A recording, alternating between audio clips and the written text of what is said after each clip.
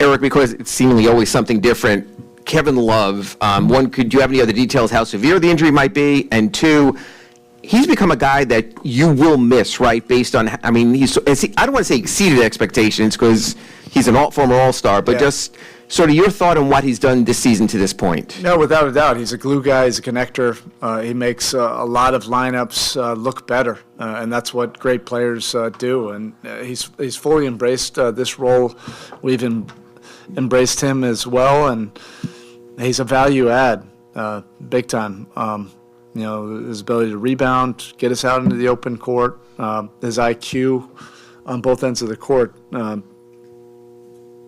It doesn't take a lot to figure out like why it works. You know, if you can get a great player, you know, at this stage in their careers where they embrace this kind of role, it's a great thing.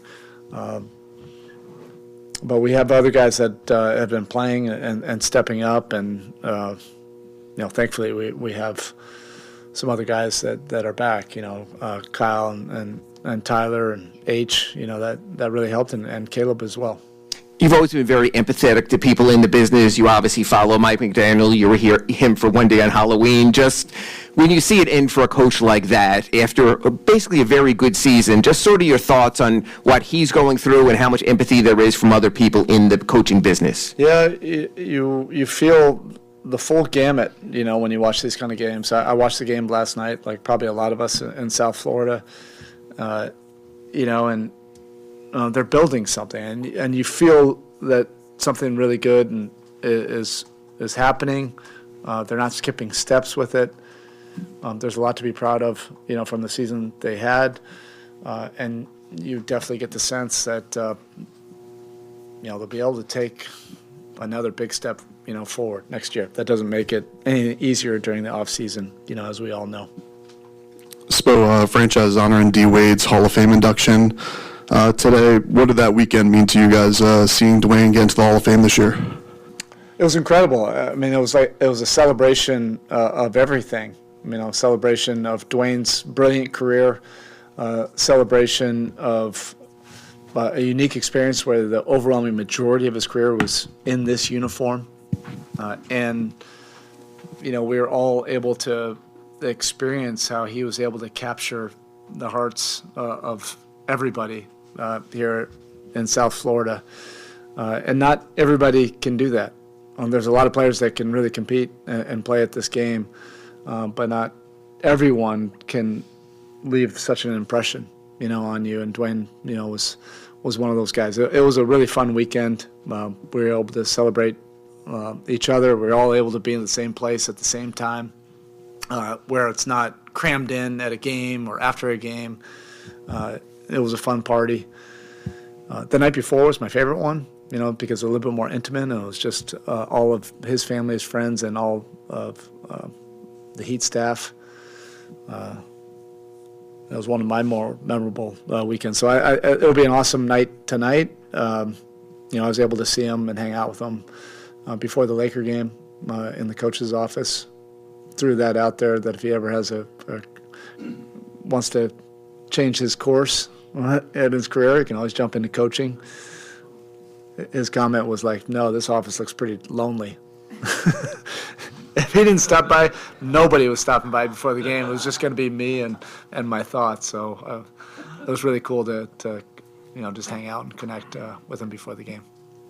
Coach, just with the contract extension earlier this week for you, I'm just curious what it means to you to have spent your entire NBA coaching career with one organization like this. Yeah, it means, you know, more than I can express in a short, you know, press conference.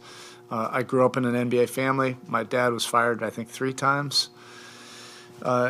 in the profession, and that's just what you unfortunately come to expect.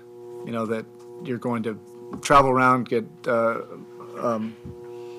if you're fortunate enough to stay in the business, that's awesome, but you're likely going to get fired and have to move around a bunch. That's just the nature of the business. That's what we all sign up for. So to have this kind of continuity is extremely rare, and then it's even, you know, more treasured that I feel that I get to work with people that I love, I respect, I enjoy being around every day. We are like a family. We've been around each other for so long. They've seen me at my worst, and they've also seen me, when I'm a better version of myself. And it's all done without judgment. So it's just been an incredible experience, and that's why I feel such a deep responsibility to be a steward of the culture, now and moving forward. Coach, looking at the game tonight, obviously Charlotte has dealt without LaMelo Ball for a bit. Now he's back in the lineup. Obviously, he adds a different dynamic. Just what's your overall assessment of him and just Charlotte as a whole? Yeah, it does change.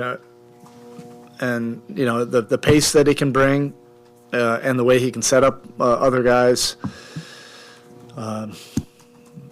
is unique. And, that's so much of this league is whether you can get your bodies out there. I mean, when they've been able to have the majority of the guys, which they don't, Hayward's out, but it's an explosive offensive team.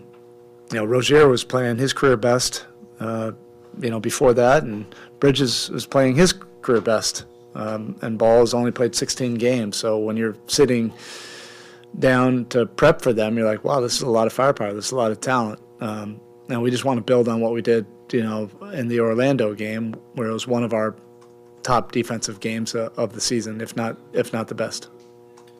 All right, thank you.